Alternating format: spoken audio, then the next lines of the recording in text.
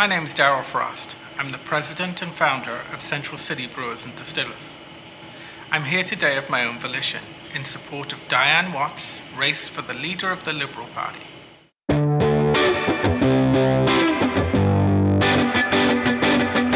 Coming to you from the West Coast, this is Politicos. Today is December 7th, 2017, and this is episode 65. Politicos is the #1 BC podcast, yeah, I'm going to say it, that occasionally gets distracted by what's happening in Ottawa and elsewhere.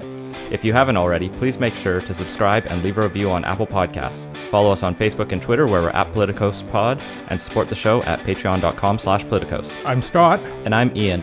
And this week, we're joined by David Moscrop. Welcome back to the show, David. It's so nice to be back. Yeah. Today we're going to talk about by-elections, John Horgan's first term, and everything else that's been happening this past week, because it seems to have been busy. We're not even going to talk about Mueller and indictments and Roy Moore and Al Franken. There's tons of US politics for all of the shit that's going on down there, because we have lots here in Canada to talk about.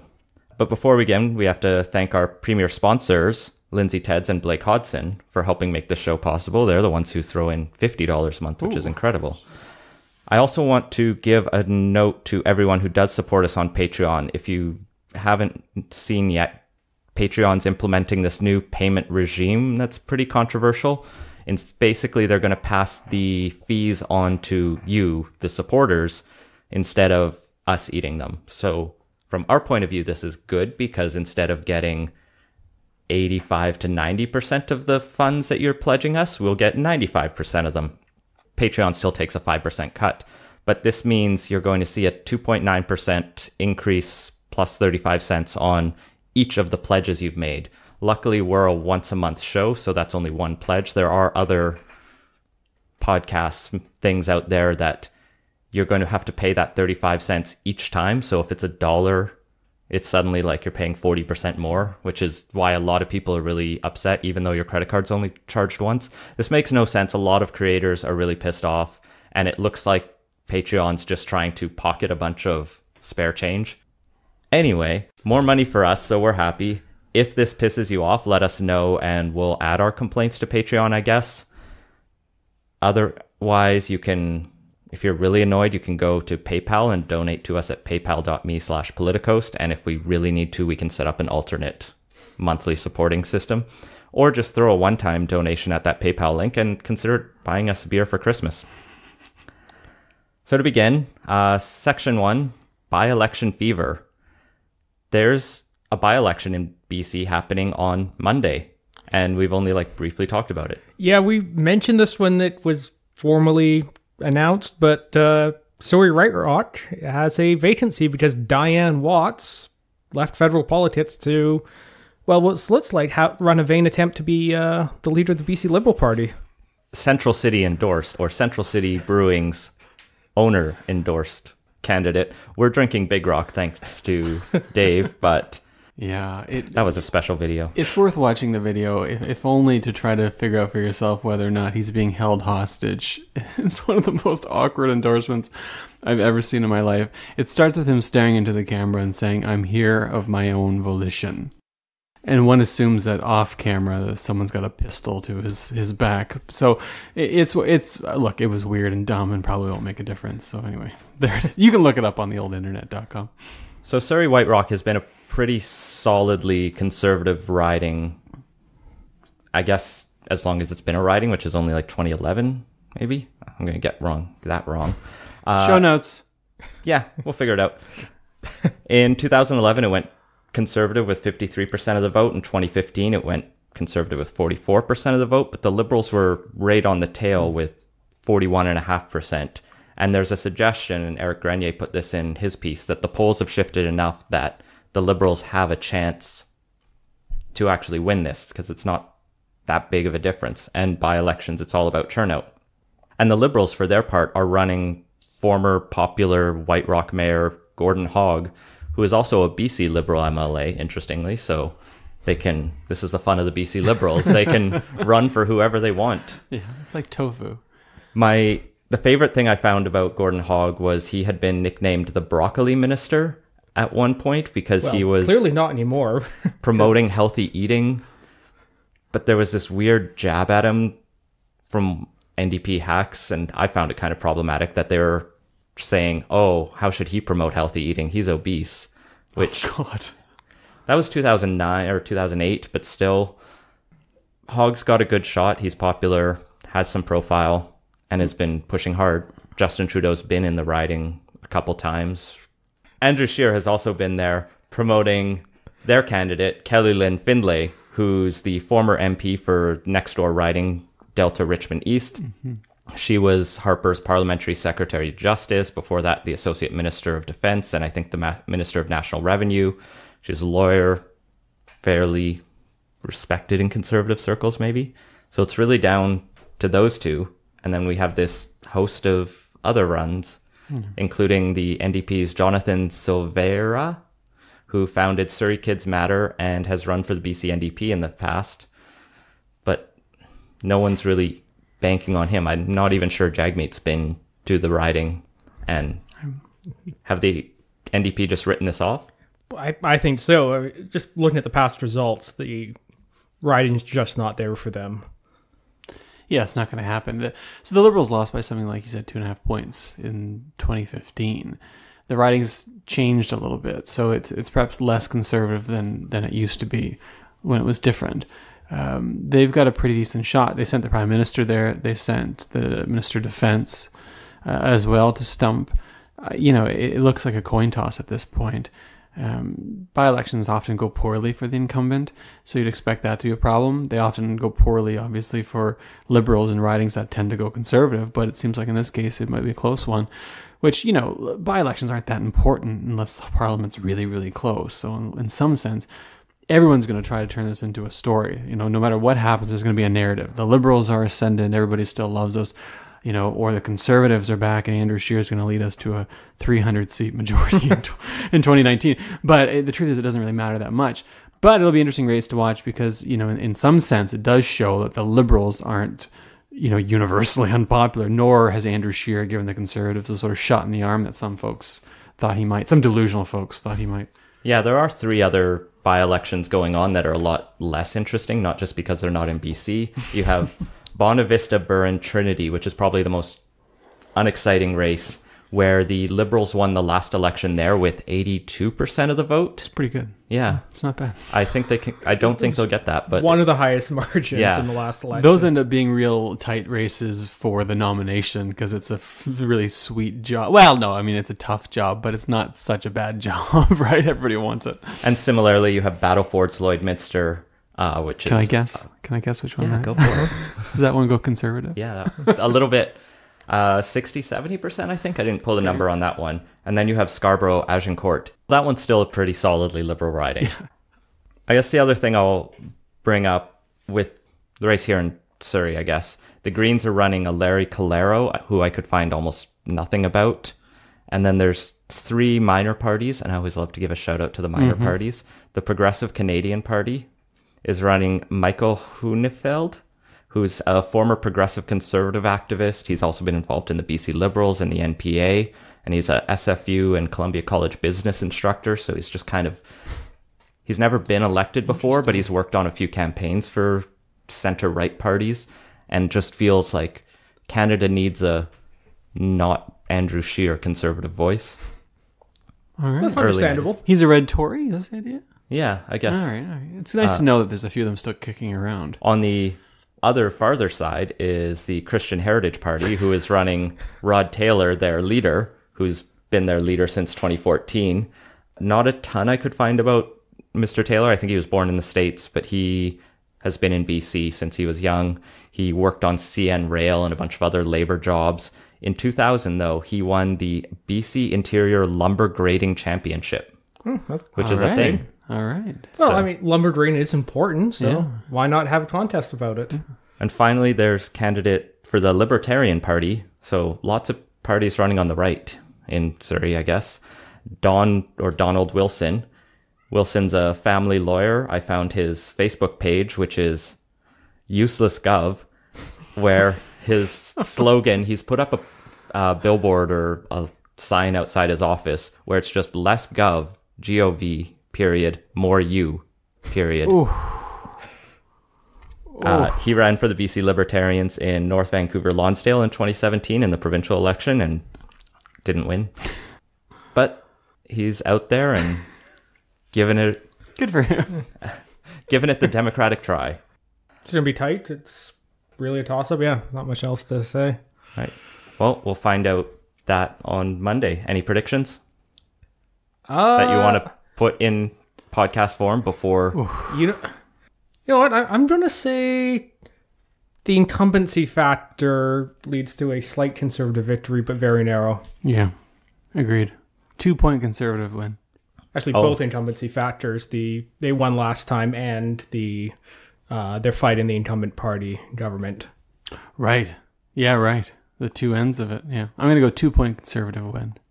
I think Hogg's got the profile there. He might be able to take it, and he's not a far lefty on the Liberal scale if he's been in the BC Liberals. So just to split the difference. So one of us is right. I'll go with Hogg winning it by a narrow margin as well.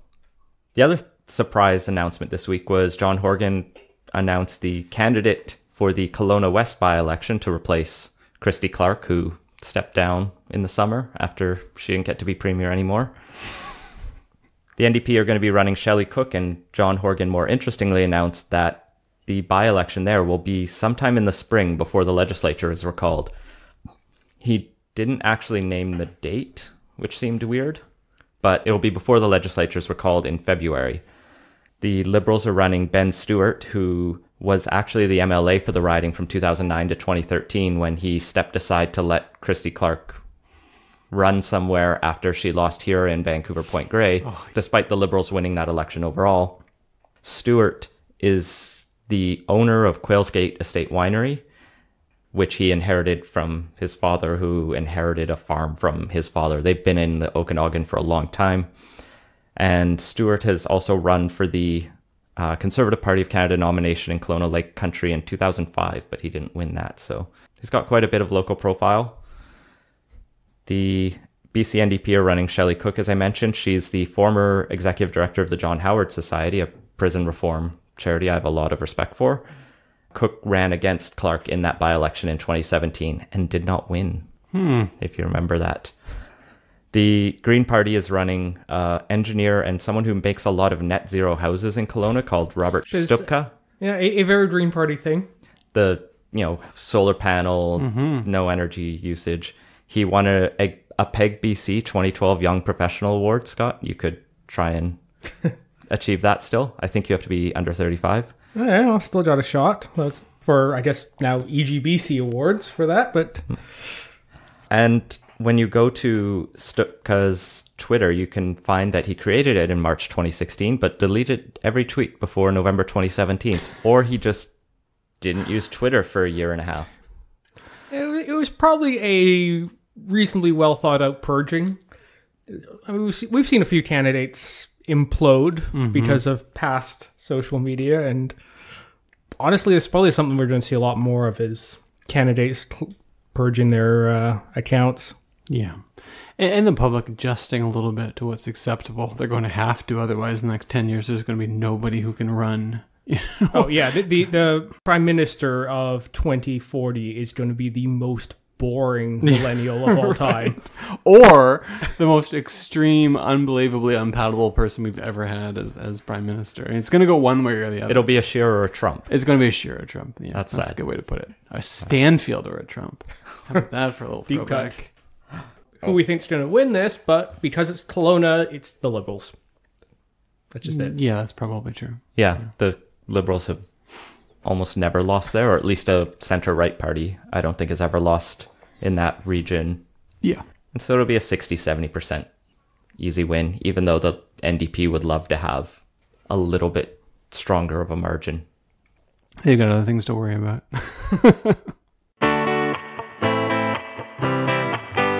Well, moving on to segment 2. Is BC better yet? The first legislative session for the new government ended this week, and, well, it's led to a bunch of roundups in all the media outlets, and including us, on, well, how they've done. So they've got a few big kind of accomplishments under their belt, or at least started on things. They brought in some much-needed campaign finance reform. They've kick-started an electoral referendum process, brought in lobbyist reform, changed some local election fundraising laws, as well as started a whole bunch of task force and consultations on everything from the electoral reform to marijuana to the MSP task force.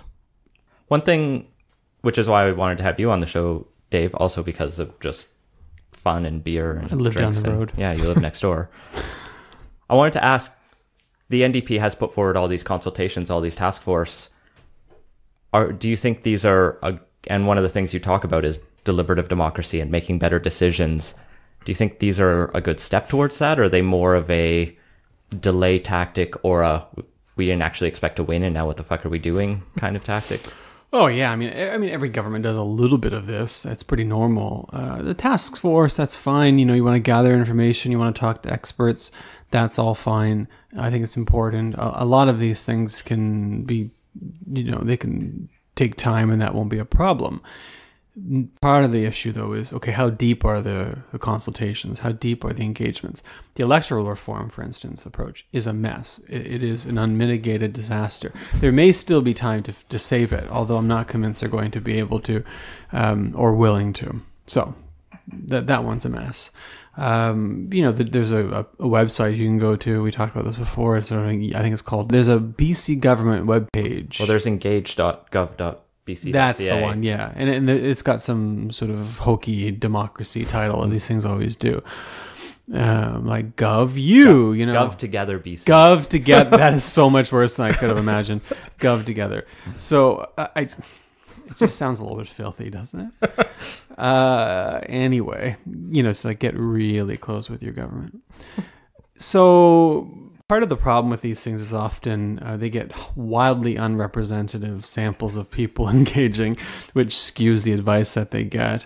Some of it tends to be shallow or strategic, which is not necessarily what we want.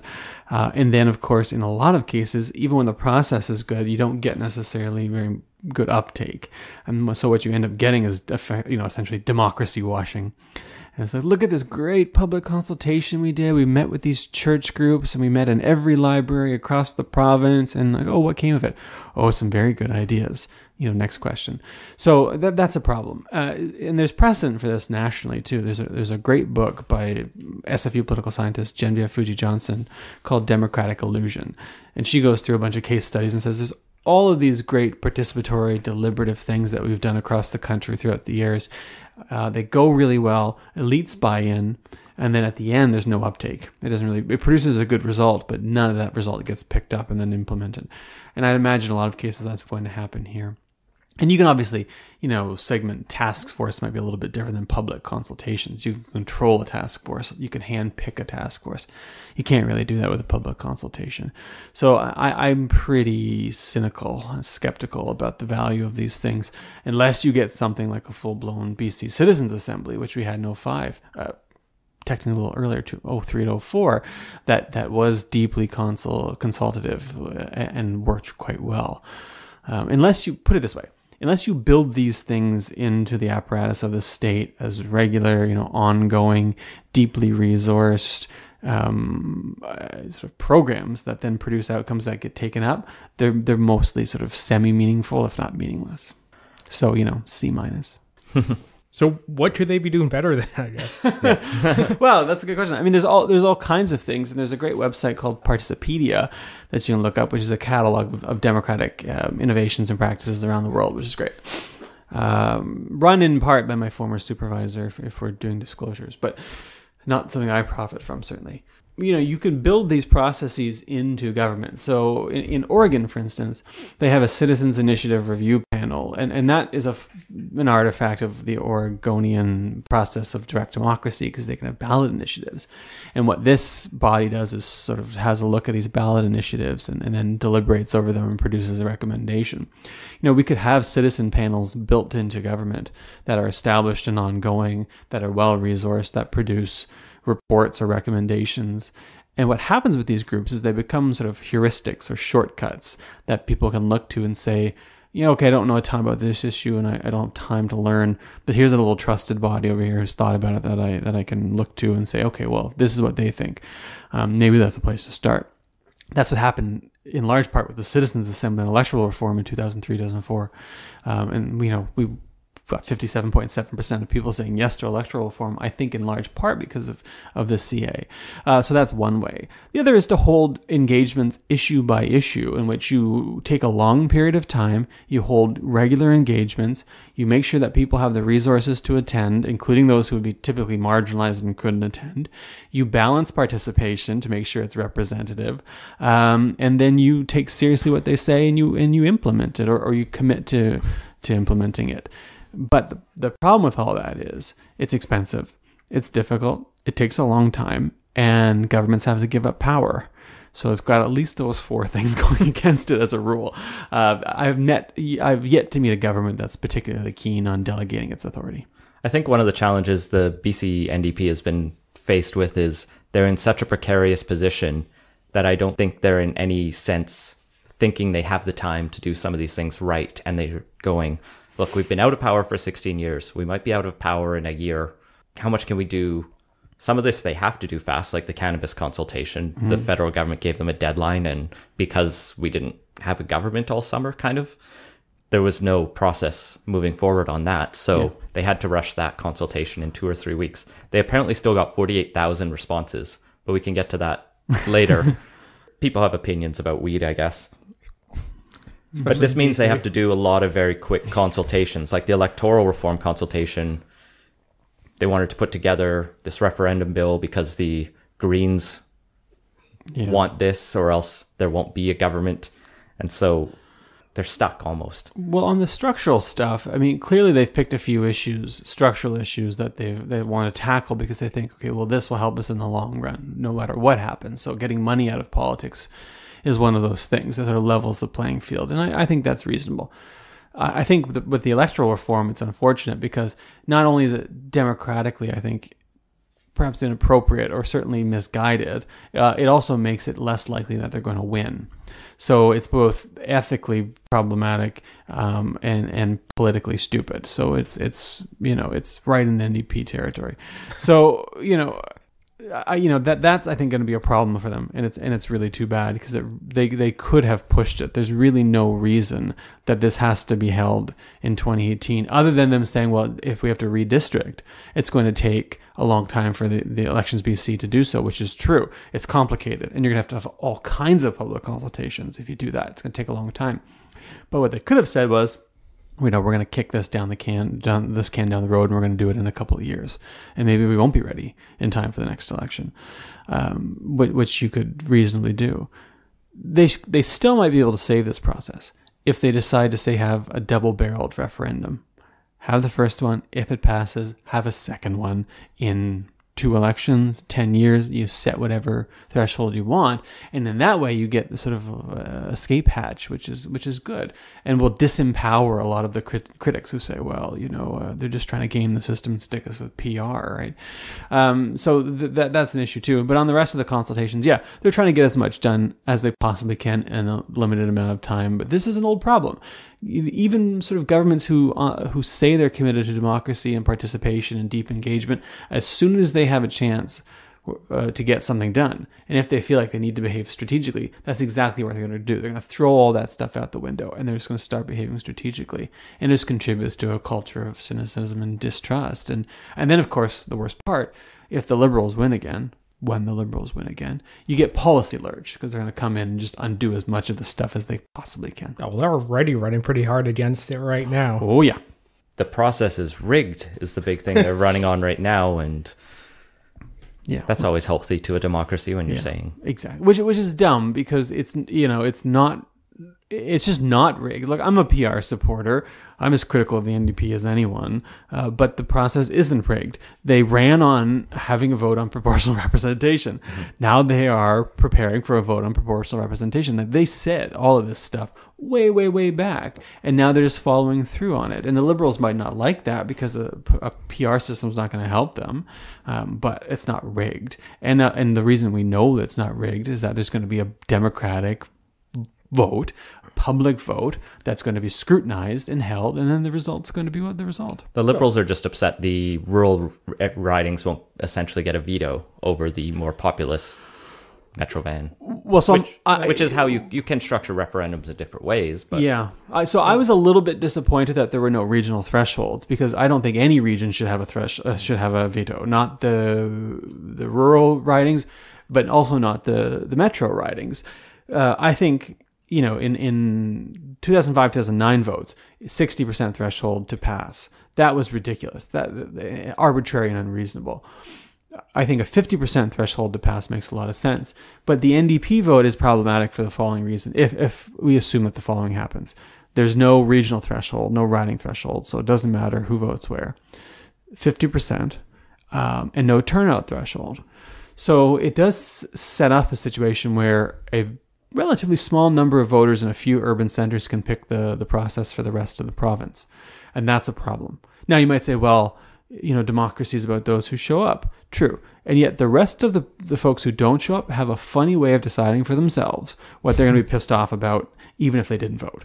And so they might end up in a situation where people get a little bit pissed, a little bit angry at the way things went. They start to think, well, I don't really trust the system. I do think the NDP gamed it a bit. And you get a backlash. They won't sit down and say, well, I didn't vote, therefore I shouldn't complain. No one in their entire lives has said that, and they never will. So I do think they're setting themselves up for a little bit of trouble. At the very least, there should have been a riding threshold to pass, although 50% plus one, I think, is quite fair nonetheless. Although they don't want to get into the situation that basically the Vancouver by-election was, where you have 11% turnout and the person who gets the most votes out of that wins. Yeah. So if they just lined 5 systems up on the ballot and said most votes wins, because that's how democracy apparently works. Totally. That was ridiculous. This is one of the critiques of First Past the Post, and this is a critique I wrote about a few years ago, was, if turnout continues to decline and we stick with First Past the Post, at some point you're going to have electoral returns where someone is elected with 36 or 37% of 50%, right? It's going to be a very small number of people that are electing this person. And again, you might say, well, look, that's tough. That's how it works. Whoever turns out. Fine. But if parties then don't represent constituencies, if they don't reach out to groups who are quote unquote non-voters, then we're going to get into a real representation problem potentially. And we want to avoid that, because you can complain all you want about, well, it's the fault of citizens for not turning out. But if you don't represent them, or if they feel alienated or apathetic or whatever, then you're going to have a democratic crisis. And it doesn't matter whether or not you want to turn around and blame them for not voting, because the problem is going to be the problem nonetheless. So, I do think it's incumbent on government and elites to set up fair processes, to set up representative processes, and to bust their ass to get people out, because otherwise you're going to have a crisis. And by the way, we're steaming towards one as it is. So this is the last thing we do on top of it. Well, let's pivot back to what Horgan's been up to besides botching an electoral reform process. Fulfilling promises. He's done a number of them, whether you agree with them or not, like getting rid of the bridge tolls, throwing money at the education system, partially because the courts made the province, and partially because he also wanted to put a bit more in there. Some money's gone to modular housing, and we're starting to see that move forward in Marpole. There's a disabled bus pass, except that's going to happen in January. So a lot of people with disabilities were kind of disappointed to say, why can't we just have that now again? He did raise taxes on corporations and high income earners right away, and then managed to spend most of that money right away. I think even just this week, he announced $33 million to open up 3,800 childcare spaces. And that sort of highlights one of the paused promises, the $10 a day childcare, that it turns out is really expensive, that everyone kind of knew would be expensive. And it's not clear the Greens are really on board with, and that makes everything hard in this situation. And so I guess the hope is opening these childcare spots is a first step. He's also full of cleaning up the mess, let's say, having reviews of ICBC, BC Hydro. There's a new money laundering review finally, and these are all on David Eby's plate, who's also dealing with the electoral reform stuff. Yeah, I feel for that guy. I mean, I as much as I think the electoral reform thing is a total mess, I don't put that at his feet so much as I do at the feet of those around him. And then on the things that aren't going as successfully, I saw Andrew Weaver this past week was speaking out against the $400 renters rebate check, saying this is bad policy. Yeah, that homeowner's grant, we can talk about that maybe, but we just shouldn't be giving money to renters. The renter's rebate is bad policy. Well, there's better ways to spend $400 per person, but yeah, if we're talking that, we should absolutely gut the homeowner's grant, because that's way worse. There was also the very awkward hydro rate freeze that Horgan announced that then everyone pointed out he didn't actually ask the regulator to consider first, and it was something the NDP actually criticized the Liberals a lot for doing, was just announcing policy without reviews. They're also not getting through their changes on union votes because the Greens don't believe in unions. The Site C dam review is, I think, the next final thing this year that we'll probably get to next week, because that review has been finished for a while and it's kind of been sitting at the cabinet table, and there's now starting to be some leaks of there's some butting heads in those caucus meetings. Yeah, I think, the smart money, looking at the punditry and looking at things coming out of advocacy groups and watching how, let's say, worked up advocacy groups or anti-Site C groups are getting, that it's going to go ahead. I mean, I think the smart money is on betting that it goes ahead. I think we both thought it was just going to be killed right after the report came out from the BCUC. We were leaning that way. Yeah, I thought it was, right after the report. Well, until they said to them, would you mind having another look? Yeah. Yeah, right after the report, it definitely slightly in that way, but it was still a bit of a toss-up, and as time's gone on since then, it feels like it's moved more and more into the toss-up category. And then the other things that haven't really moved very far are housing generally, or any solution to that. And that's something I've been hearing a lot of kind of grumblings about the NDP, and that's, I think, if anything, they're the most vulnerable and where there's a lot of disappointment in them so far. It does turn out that housing is a very complicated and difficult file that you can't just wave magic wands at, but they had promises and specific things they said they'd do, but just don't feel like doing, which is weird. I mean, there's only so much political capital in the bank as well, and only so much you can sort of process at one time, and they might be letting this one go as a slow burner as they try to figure it out and then move on it, and then, in the years to come. I mean, on balance, I think they've done pretty well. But, I mean, the problem for them is, they're going to get judged on specific things, not on their performance as a whole. I mean, or rather, they're going to get judged in a way that weights certain things more than others. So, MSP, people might like that. POT, people might like that. They might like, the disability raises are great. But they're not going to win or lose an election on that. They're going to win or lose an election on how well the economy is performing, how affordable the province is in light of things like housing. Of course, things like daycare and disability funding plays into that. But, there are bigger economic movements going on. And they're going to, and to some extent, they have a lot of potential exposure on Kinder Morgan and Site C, because there are people who support them typically, who care a lot about those things and who are going to vote based on those things. And if they lose on Kinder Morgan and they decide to go ahead with Site C, they risk one of two things happening. A voter stays home because they say, I can't support these bozos. They do nothing on the things I care about. Or they go to the Greens.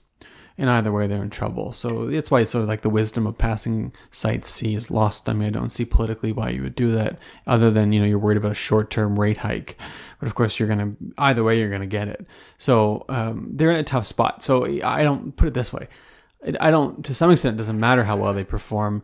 They're going to just run into these structural issues where it's a catch-22. And once the sort of demographics of the province catch up with them, 2020, 2021, whenever the next election is going to be, assuming that it goes 4 years, is going to be a tough contest for them. Of course, if they get PR, it's a different issue. Yeah. Well, and the Greens have been an interesting force this sitting so far, continually called the coalition partner, which they're not, and they're very explicitly an opposition who votes with the government when those bills come up. There's been 9 private members' bills put forward. None have moved past first reading, but 8 of those bills have come from the Green Party. Andrew Weaver himself has put forward 7 of them. The not Green Party private member's bill came from Liberal Linda Larson, and its goal was to kill daylight savings time. And it was just tabled the other day. Interesting. Yeah. Which was something Horgan had talked about. People had been emailing him about, and he was like, oh, if I have no opinion at all on this. If you want it, email me. And then he got a bunch of emails of people who were like, daylight savings time is the dumbest thing ever. Let's get rid of it. Daylight savings time is the dumbest thing ever, and we should get rid of it. You know what? I'm with Horgan. I have no idea. I really don't. Look, I mean, I work from dark to dark either way, so it doesn't matter to me. But I'd imagine, what's the argument for getting rid of it? That it's built for farming? Is that the thing? It wasn't really, but... Basically, it saves no electricity on that, and there's a bunch of negative effects of changing people's schedules twice a year. Accidents go up. And accidents go up, heart attacks go up. There's just a whole bunch of complications surrounding the negative effects of even just changing an hour. There's a problem. Saskatchewan doesn't observe. Is it Saskatchewan? Yeah. Saskatchewan doesn't observe it. Arizona doesn't, I think it is. And Hawaii don't as well. Interesting. Hawaii can do its own thing, though. It's an island, right? It's also south of the Tropic of Cancer, so like, why bother at that point? Right. Interesting. Yeah, I mean, I guess it's one of these things that I wish we could just harmonize with everyone else. So we can't even get Family Day worked out, so I don't love our chances with this. Yeah. There's an issue. Family Day. Why isn't Family Day harmonized? Because of Big Ski Hill. No, it actually is. We've talked about this in past episodes, but there are lobby industries that represent ski hills, and they want basically 2 long weekends, like the Alberta long weekend and the Alberta and Washington long weekend, which is the same, and then the BC long weekend. And then their argument is this way the hotels are never full, and so everyone can come skiing. It's big slope. Yeah, which is the thing. Big slope. I gotcha. But coming back to the Greens, Andrew Weaver's been doing pretty well for himself, despite the ever-present risk of foot and mouth disease that he seems to have and general anger that can erupt. Horgan as well hasn't been that angry. He's just been like a kid in a candy shop. Did you see the photo of him lighting the Christmas tree? He was like lovely. The happiest person in the province. That was one of my favorite photos of this year because he was just like genuinely very pleased to be there. And I think in some sense, he likes the job and he's happy to be there. I mean, I just like him. I don't usually like politicians. I find that as a default, my affect towards politicians is either neutral or negative. But he's just sort of a guy who is tough to like. He also went to university in my hometown, Peterborough, Ontario. So I mean, maybe I'm a little bit biased, but he plainly likes it. So if you look at someone like Trump, that guy clearly does not like his job. Horgan clearly does, which is nice, and that goes a long way. You know, maybe we'll see 2 years from now that he doesn't love it so much, but at the moment he does. And it can't be easy having to manage a precarious legislative situation. And Andrew Weaver, who's, can be a little bit mercurial, although I think has had a pretty decent session himself. And then the Liberals have been mired in their leadership race and sniping intermittently at the NDP and at Daryl Plekas. And the number of continual partisan barbs they throw at him, it's like at some point they have to get over it, I think, but they don't seem to think so. No, they still seem to be in the angry at stage of the relationship. Yeah, that's right. They're still they've been wronged, and he'll never do better than us, and yeah, that's where they are. It's petty and classless, and it's not going to do them any favors. And I think if it registers for anyone, it registers as negative, and for most people, it's just inside baseball, and they don't care.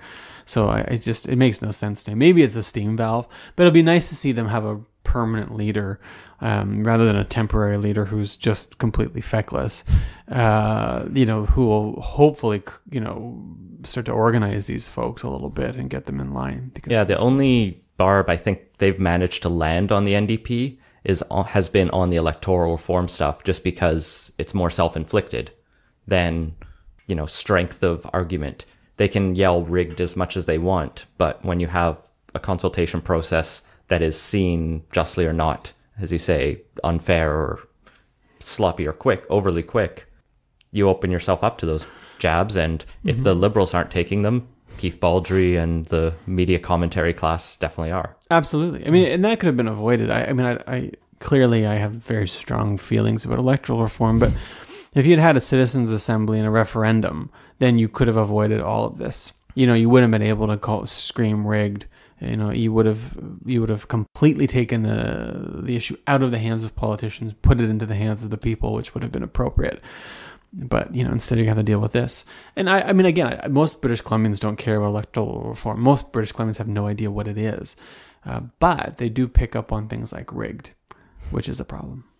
Well, let's do some quick predictions for the BC NDP in 2018. Ooh. Setting aside Site C, which will be next week, and we'll figure it out then. They have the budget coming up in the spring. They've already done the tax hikes that they've promised or set out that they would do, which means they don't have a ton of change to play with, but they have lots of unfulfilled promises.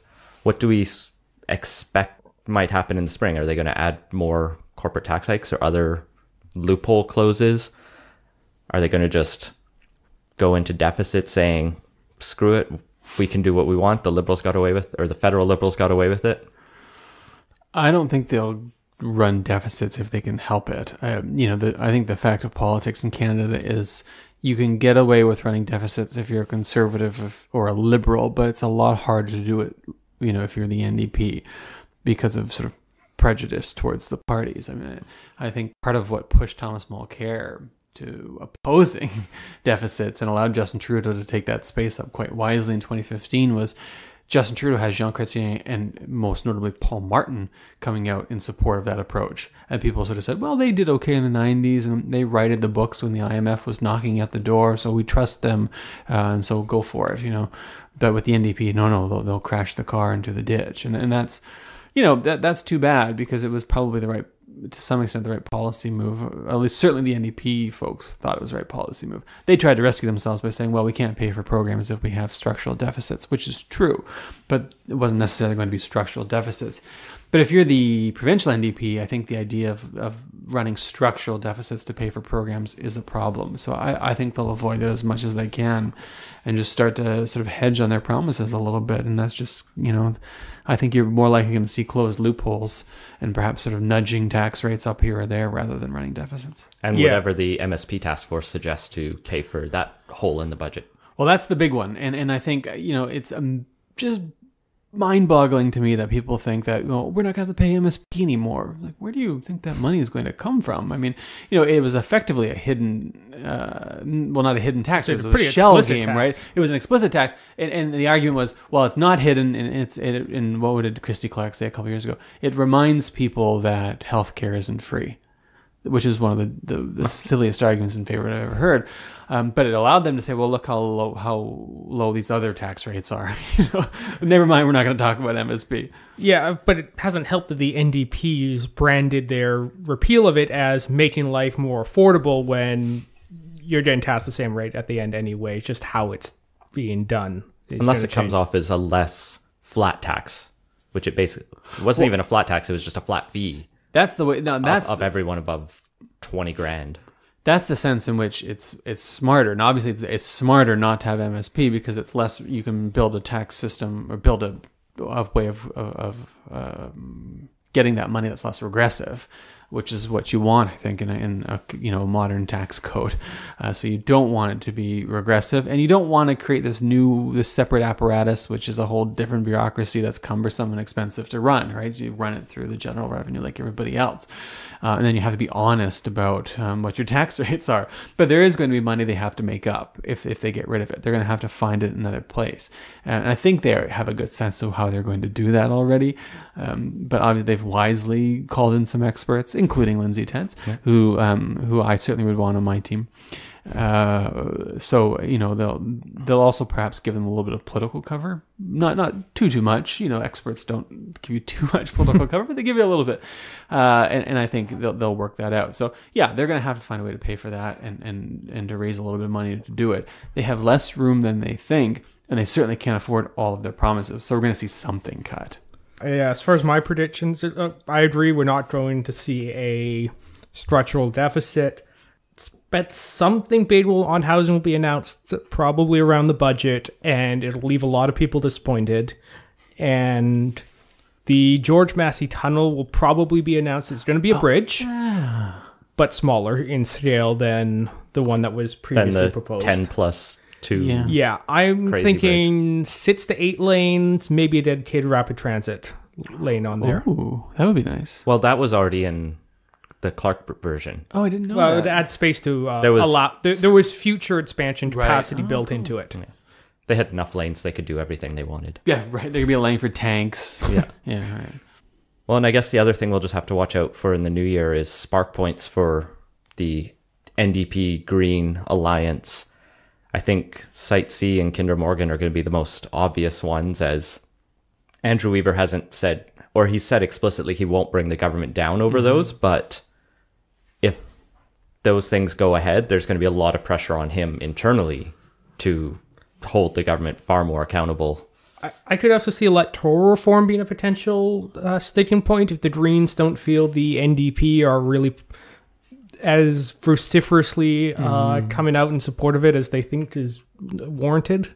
Well, and one thing that bit the Liberal Democrats in the UK was breaking a couple promises, and then the electoral reform referendum they faced was almost a referendum on them.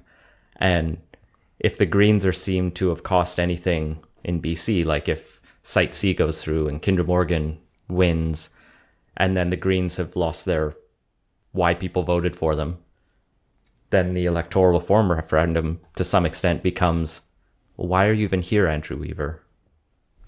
Which could be bad for them. Yeah, I mean, I think they're going to be disappointed on Site C and Kinder Morgan, so I think they're going to be in a tough spot. People are going to start to say, well, like you said, what's the value here of having you around? I get the sense that Andrew Weaver is putting all his eggs in the electoral reform basket.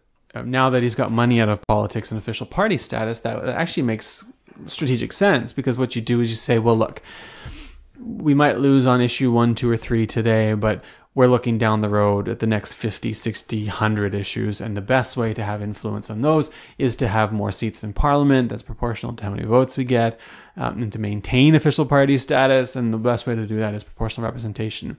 Because he's got to know in his heart of hearts that he turns back into a pumpkin at midnight. And that's the next election, absent PR.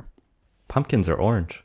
They are orange, much like pumpkin beer, which I was just thinking like the NDP, but I go to pumpkin beer. There's still a little bit of pumpkin beer left out, by the way, in the stores. I've been like sort of going around store to store drinking it all because I'm as people like to say, I'm basic is what I guess. I don't entirely know what that means, but that's what everyone keeps telling me, because I like pumpkin spice lattes and pumpkin beer. So there you go. It's a little bit about me.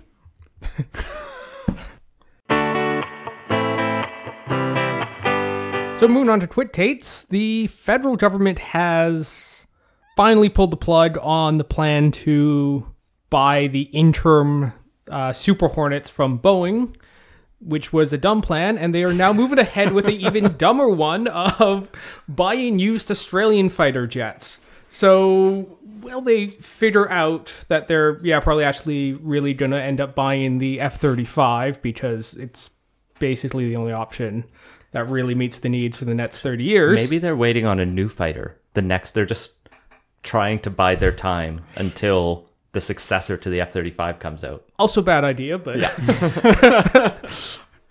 So yeah, that's getting cancelled in favor of buying planes that are just as old and in nearly as bad shape as the planes that we currently are flying. But it looks like we're going to be buying the Aussies' old F-18s to replace our old F-18s. And yeah, this is, as I haven't been exactly subtle about, not a great idea, because, well, fighter jets, they have a service life, and you can only pull so many high G turns, fly them so many times before metal fatigue sets in and the airframe falls apart. And, well, this doesn't really seem to address it. Some stories coming out of Australia about how, the fighter jets there are in bad shape. So overall, this is starting to shape up like another submarines fiasco. One of those reports used the phrase, these fighters have a, quote, brief history of fatigue cracking, which is a reassuring thing when you're flying at faster than the speed of sound. You know what? Credit to Australia, because my favorite part of this story is how the day after Boeing filed the lawsuit against Bombardier in their trade spat Australia was on the phone with Canada being like, so you're in the market for fighter jets, we hear. And Canada's like, oh, yes. And we can't buy the good ones, so... I mean, is it a stopgap measure to maintain capacity? Is that the idea? Yeah, it's basically to keep fighters in the air in the meantime. So we maintain capacity. It's also a lot more expensive to recover capacity that you or capabilities that you lose rather than maintain them. Right. But could we maintain them with the current fleet?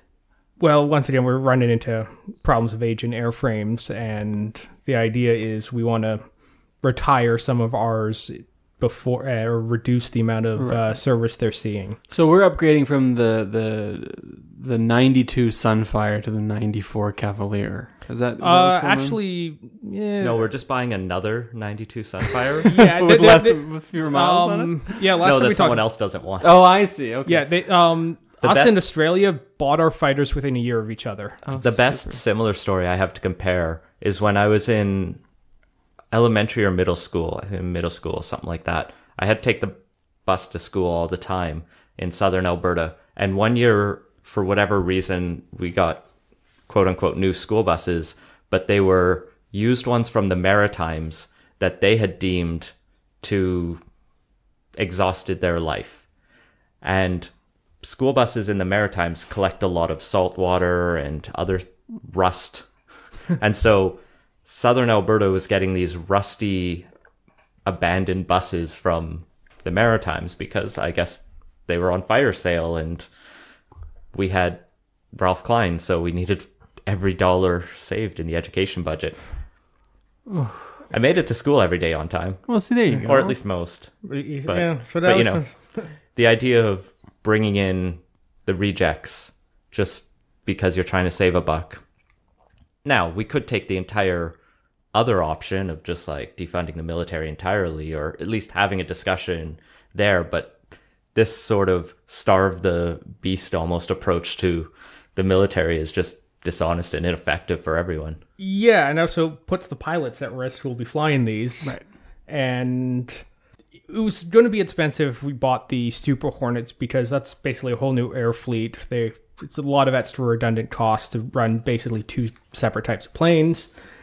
But the solution to that isn't buy bad planes, it's speed up the glacially slow procurement process that was sort of underway before the current government canned it when they came into power, only to kind of restart it, but with several years delay.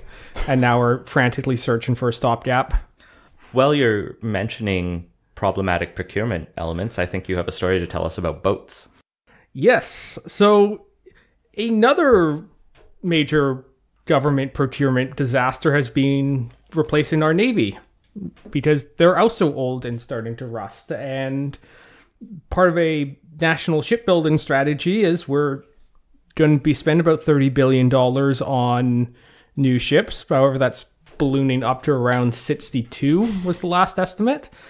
And there was just an RFP that closed on it. But right before it did, there was a French and Italian consortium who came in with a low bid on it, kind of coming in just out of the blue, not really having participated in some of the earlier stuff on it, but it looks like they're coming in roughly at half the price of the built-in Canada option that Lockheed and BAE's proposing. Yeah, the French and Italians, I guess, just found an extra 15 frigates laying around or realized they could build them on the cheap and went, hey, we want to make a deal. But my favorite part of this is how Canada's public procurement department replied going, we don't accept proposals outside the established process because it would undermine the, quote, fair and competitive nature of this procurement. And they don't want to break faith with the bidders who put the time and effort into the competitive process. You know, you don't want to undermine the reputation of the Royal Canadian Navy's procurement process. What?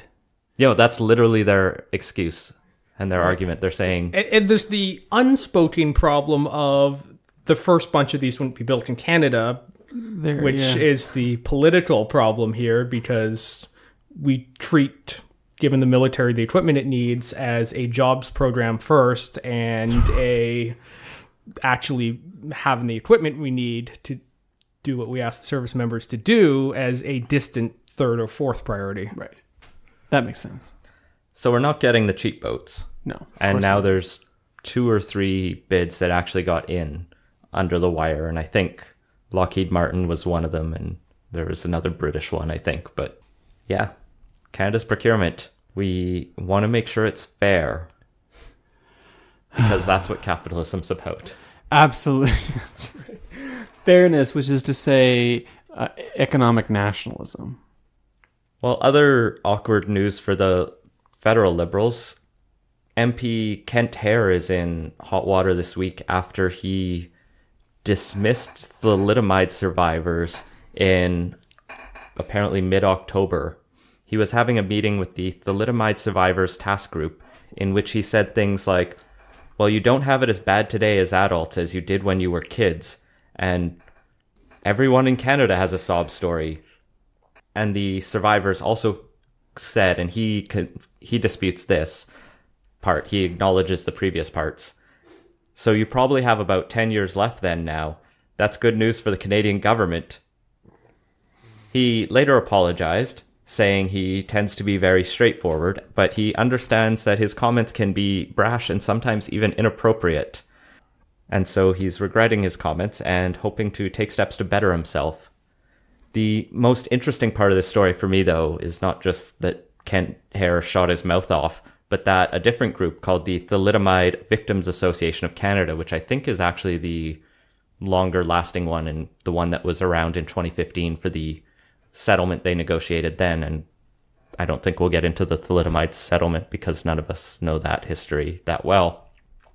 But they distanced themselves from the survivors task group, saying these survivors are not members of the original survivors task force and did not participate in the work that went into that settlement, which is an interesting statement to have to put out. So you have this like breakaway group that was meeting with an MP who then shot his mouth off, and then they're like all over the media now saying, hey, we got yelled at by an MP who himself has a disability. So it's just a weird story. I don't quite know what to make of it, to be honest. I don't think we'll ever really know. I mean, it just obviously certainly some of the comments were inappropriate. I mean, certainly the ones he acknowledged were inappropriate. So that's a problem. You know, he should have apologized. He did apologize.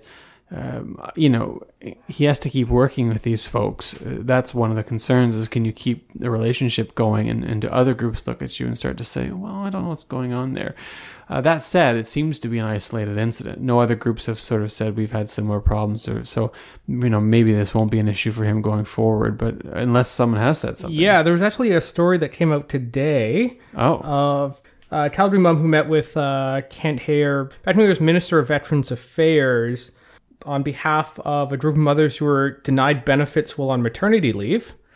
So, you know, like the most sympathetic, one of the most sympathetic groups you can deal with, she accused him of being very condescending. And it's reports you pointedly asked him why Ottawa continues to fight sick women, which he responded with, that's a loaded question. When did you stop beating your wife? Which... What? Yes. Which is like the kind of typical this is what a loaded question is example, but like it's comes across as a little cold and not particular. It's not what we call practical wisdom. You know, it's not knowing when to say the right thing. Wow. Yeah, I grew up in or just outside Calgary, and I know a lot of people who know Kent Hare personally and like him. I've never heard a bad thing about him, so this has just been a weird week of. This one of these stories even mentioned, I forget if it was that mom one or one of the thalidomide people, but they said he went to like grab something and like brush their arm near a breast or something and was like almost trying to imply a sexual harassment. The thalidomide one, but that one seemed to be a little more apologized. He apologized on that, saying I didn't intend to do anything. I'm sorry if there was contact, but it's all very weird. And I can't tell if some of it's trying to play off the Me Too and scandals. And I don't know. He'll certainly be on notice for the foreseeable future. And the next shuffle, we'll see if anything came of it. But I think given Bill Morneau still has his job, this is not as hot of water for Kent Hare. Yeah, but true. He might get away with it just because he's not the public enemy number one, while Bill Morneau is still around screwing things up. By the way, in terms of communications, Bill Morneau remains a pretty competent, honest guy. Just he has a real political comms problem. Yeah, this probably isn't fatal to him, but nevertheless, the people in the PMO who are looking around at the Nets cabinet shuffle where Morneau's probably going to be going around probably started paying a little more attention to Kent Hare this week than he wanted. Yeah, I mean, I would imagine if you're a minister, the ideal situation is no one pays any attention to you. This was the old. If you read people who talk about working with Chrétien, it was sort of like the goal was to, just try not to ever hear from him. It was like with Chrétien talked about this with Trudeau. He said,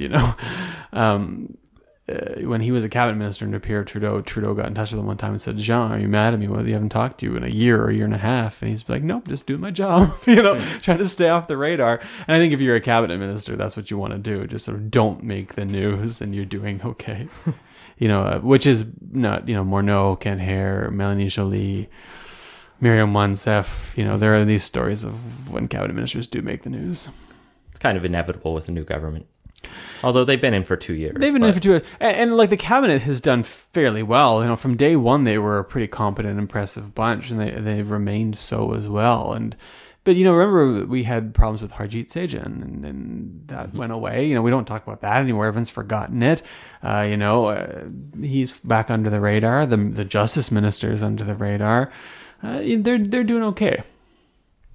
Well, moving on to BC news, the BC government's announced what it's going to do about cannabis legalization, and it's going to be both public and private sales, but the liquor distribution branch is going to handle all the wholesale work on this, as well. The minimum age is going to be 19.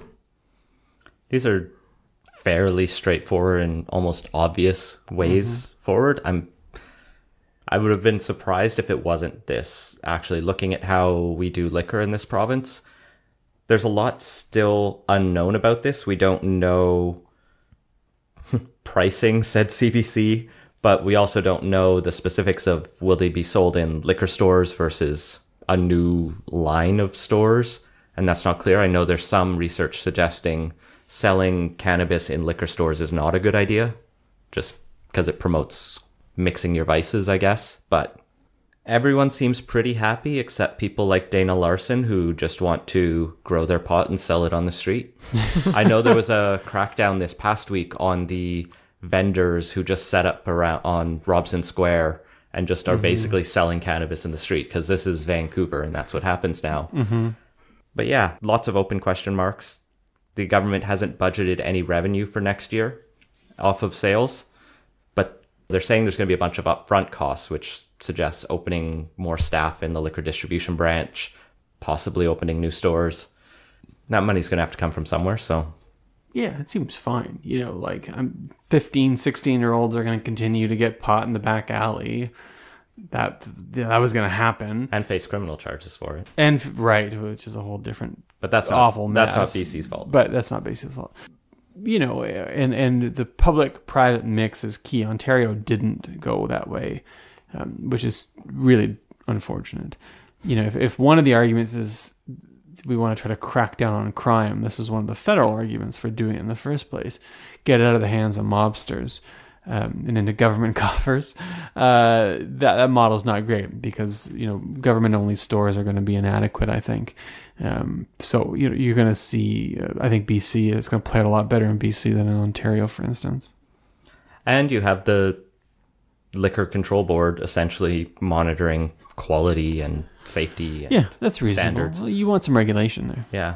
The growing science and studies around cannabis are fascinating. They're finding that the THC levels between things you can get at your dispensary around here now, which are fairly unregulated despite being illegal, or I guess because it's illegal, varies widely. Like some of them seem like a moderate amount, others are 10 times as much. I don't know. So having some standards across the province seems like it should be a good thing. Yeah, I think they're not going to get too much pushback on this. I think it'll go perfectly fine, which is nice. Yeah, it's really not much to complain about here. And yeah, the only concern I had was whether or not there was going to be only public sales. And they actually managed to make the unions happy because the BCGEU wanted it all public sales, but they'll probably settle for this. I think the BC Liberals don't really have many talking points. They just want to make sure that these stores aren't near sensitive areas. Yeah. And keep the crime down. They're not going to pop up in school gymnasiums, I guess. No, I guess not. In the cafeteria. The only people who are unhappy are the potheads. They'll mellow out soon enough. Yeah. Well, moving over to the municipal level, the Mayor's Council here in Metro Vancouver had its vote for who would be chair of the council. Gregor Robertson had been chair for the past few years, Mayor of Vancouver, but just today, Derek Horgan, Mayor of Burnaby, won the seat. Yeah, and this has made a lot of people not very happy. So Patrick Johnson, the city councillor from New Westminster's reaction was, "Holy Christ." TransLink finally has a provincial government ready to work with them, and the mayor's put the most transit regressive mayor in charge, which, is more or less a fair characterization, because he's opposed the Evergreen line, the Canada line. Basically, if it isn't in his municipality, it's not worth doing. And he's already making noises about maybe the current 10-year plan that has both the Broadway subway line, which should have been built 15 years ago, and Surrey's LRT has been maybe just a little too ambitious for TransLink. Corrigan's weird because he is the NDP mayor of Burnaby and has been there for a while and is pretty popular. In 2009, Maclean's declared Burnaby the most well-run city in Canada, with I think Vancouver and Surrey coming in 3 and 4. Saskatoon, second best. Go figure. Well-run city. But Burnaby has this decent reputation under Corrigan, except when it comes to transit issues or development's the other one. Is becoming more controversial, but yeah, with how they've gone about concentrating all of the new development in the existing apartment areas rather than the massive single-family homes near SkyTrain stations. And their plan to rip down Metrotown. Corrigan's got this weird, I think, growing left-wing backlash and pushback, but it's hard to tell because he's clearly the establishment. He's planning to run again, as far as I know, next year. And now he's doing this, does everyone really need transit right now? kind of talk. And that's actually, I think, what he told Justin McElroy at CBC about this plan. So a lot of people are on edge. The Mayor's Council also has influence into TransLink. So in fact, they basically appoint most of the people on the Board of Governors. I mean, he's just the chair, though. Yeah. Right? I mean, and it's still not a great sign when that's the way things are going. Yeah, when Justin McElroy, former guest on this show, asked him about what this means for the projects that are kind of planned and underway, they're looking at a very ambitious plan, and I think they're trying to proceed very quickly to accomplish everything in the plan. I think there will be a slowdown. So basically, he's hinting that it's not going to be going ahead nearly as fast as people wanted it. One of the other things that came out of the meeting, besides kicking Gregor Robertson out of the chair position, was they voted on a proposal to generate a bunch of money for transit expansion, and specifically as a tax on new construction. They want to generate $20 million a year, so they're basically going to be charging anywhere from $2,100 per new single-family house to 50 cents per square foot of industrial space that gets built. It's almost inevitable that TransLink needed to come up with some kind of new funding after the provincial government forced them to do the stupidest referendum in the province's history. I'll go on record also fought for the no side of. Jesus. So, yeah, one of my least favorite mayors in the area. Of course, there's the obvious congestion charge thing, which they're looking at, and I thankfully haven't heard anything negative out of him yet on that one, but I'm sure he probably has something dumb to say about it. So yeah, in the meantime, they're looking at this proposal, and I mean, they need money somehow, but why this? Like, should we really be making new housing more expensive? And also, why is a single, like how they break it down? So a single family home's $2,100, but an apartment's $1,200.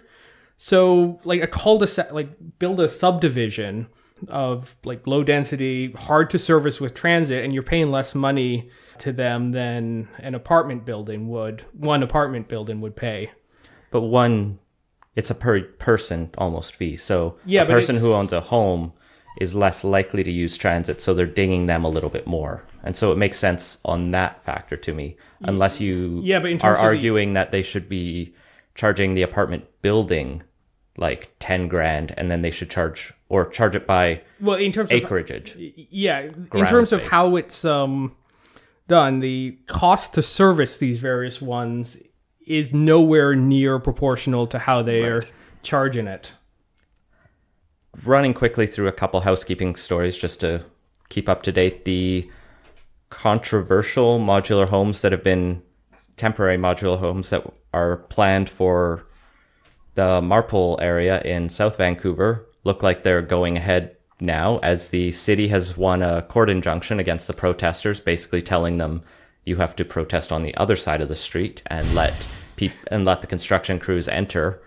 That's gone ahead, so good news there. Good news, yeah. The other thing that's been really encouraging is how well the students at the school there have been really changing the discussion. I know it was feeling hyper polarized and partisan, and then a bunch of kids came in and went, no, we think it's a good idea. And then everyone went, oh, now it calmed down a bit. I mean, you still have the like cranky old people who don't want it, but when you have them saying, but think of the children, and the children are like, we want it. It was great. It's hard to beat that. It was great. I mean, it's a great story. It's a plucky young group of students standing up for those less fortunate, while their parents go and do their NIMBY bit on the side of the road like a bunch of bozos. It was nice to see, and I have a lot of faith in everyone's saying, it gives me a lot of faith in the future of humanity. It gives me a lot of faith in the future of those humans. Yeah, I wouldn't want to conclude too much. Realistically, it's probably about a dozen students out of a school of 1,000 people. Yeah, so. Exactly. They're remarkable folks, and it's been nice to have them out there stumping for those who have a hard time stumping for themselves, given their sort of marginalized position in society. It'll get done. Everyone will adjust. It'll be fine. We won't be talking about this in a couple of months. But in the meantime, though, we'll be does talking anyone about... talk about the one at Terminal? No, exactly. I've never heard it. I've never heard anything. Yeah, and they're going to be building dozens and dozens more of these. They also announced the net site for this, which was at Cowslow Street near 29th Avenue Station. Just running quickly through who's announced that they're in the race for re-election in just under a year in the city of Vancouver. Mike Howell for the Vancouver Courier did the legwork, so shout out to him for calling up everyone who's a sitting councillor and putting it to them. Gregor Robertson's in, Raymond Louis, Heather Deal, all from Vision, have all said they're in. Hector Bremner, who was just elected, is saying he's likely running. 98%. Or Okay. actually, probably 99% Yeah. he's going to be running. Melissa DeNovo, another MPA councillor, has also said she's in. Adrian Carr said she's definitely in from the Greens. Jean Swanson and Judy Graves have both said they're considering it very strongly. Not running for sure is Andrea Reimer from Vision and George Affleck from NPA. I think we mentioned that one earlier. And the people who are sort of keeping mum, Tim Stevenson from Vision has said it's too early to be talking about that, isn't it? We should be focused on doing policy and stuff. That sounds like a no. And then Kerry Jenks said similarly he's not going to answer. And Elizabeth Ball from the NPA has not answered Mike Howell's phone calls. Well, that's too bad. Yeah. Well, we'll have to see who else there's in the ring who's not on council then. And at some point, we'll have to do a roundup of the mayors who are rerunning. I know some local Justin journalists. Adler has already gone through. And Of course he has. He's the best. He's going to do brackets. Have brackets of the dream mayor of Metro Vancouver. that's how the mayor's council should have selected. That is how they should have done it. Oh, they Why missed a was that chance. not an option on the proportional representation? You know, thing? that's We a should good- have brackets. We absolutely should have brackets. Well, I guess we kind of do if you have a ranked ballot. You kind of have brackets in a sense. But I would have liked to see like an old school playoff showdown bracket. That's a good idea. Like spread it over an entire month to keep the excitement up. Yeah, we could have like October Madness. Well, France does the runoff election, but that's just not as good. Yeah, and it takes too long. 2 weeks. What is it between rounds or something Yeah. like that? That's too long. No.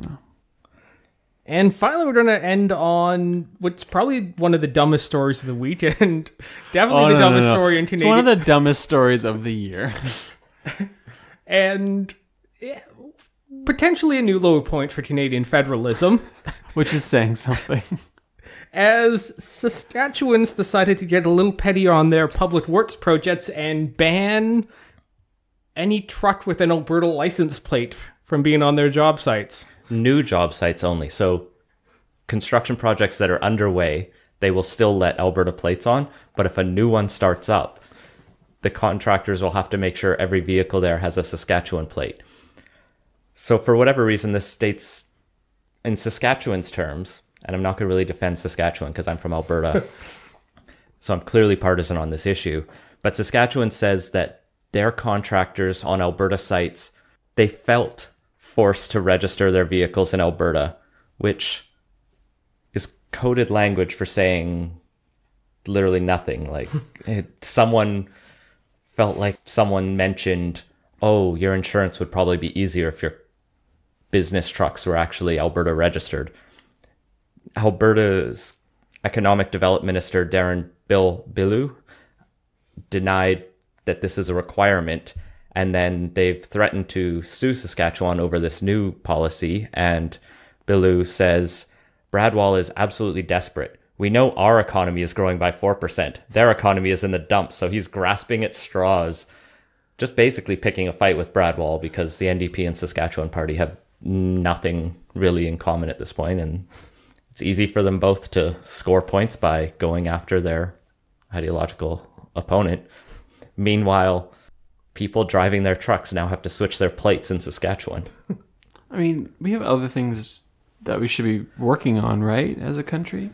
Like climate change? I imagine there's, well, even in Saskatchewan, they probably have potholes they need to fix, and now that just got a little harder. I know for a fact they have potholes they need to fix. Ditto Alberta.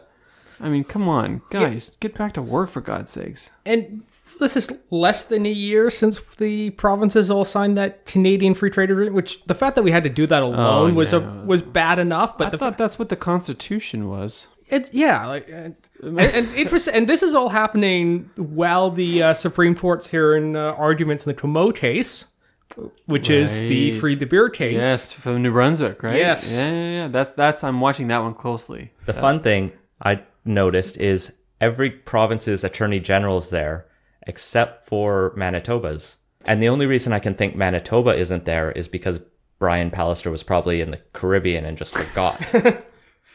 It's possible. Or he broke his arm while he was in the Caribbean. Did you hear that story? And so he can't actually sign bills now. I did hear that. And so he's having his Can't deputy. just do it lefty. Apparently or he doesn't want to. Oh God, what a country! I mean, in some sense, it's nice that these are the Wait. problems we have, but Isn't the lieutenant governor's arm just fine though? Do things weird in it was Manitoba. executive orders. Yeah. It was his government orders. Yeah. Sorry, not bills. Either way, I mean, and yet the governments have not fallen. It's nice though. I mean, I wrote a piece for Maclean's a while ago called, "We're a nation of frenemies." This was about the Alberta and BC spat over Kinder Morgan. It's like, this is what we do. It's just we beat on each other for all kinds of stupid reasons. It's, it reminds me of my brother growing up. Like, Mom, David pushed me down the stairs. It's like, it's basically the same thing. Saskatchewan's got their license plates on her sites. I mean, get over yourselves, for God's sakes. There's serious people trying to do serious work here. Don't be a bunch of children.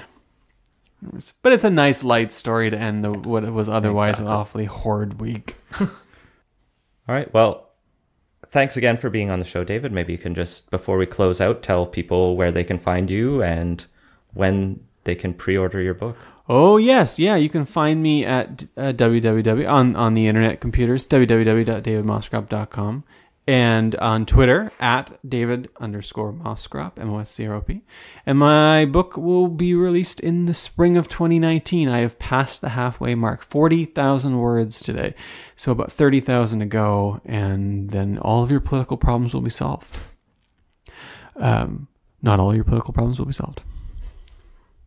And that has been Politos. Find links to the stories we mentioned in the show notes at politos.ca. Make sure to subscribe wherever you listen to podcasts, and follow us on Facebook and Twitter at PolitosPod. Leave us a review and let us know what you think. Support the show and get early access to our interviews at patreon.com/Politos. And if you have ideas for the show, feel free to send them to us. Thanks for listening.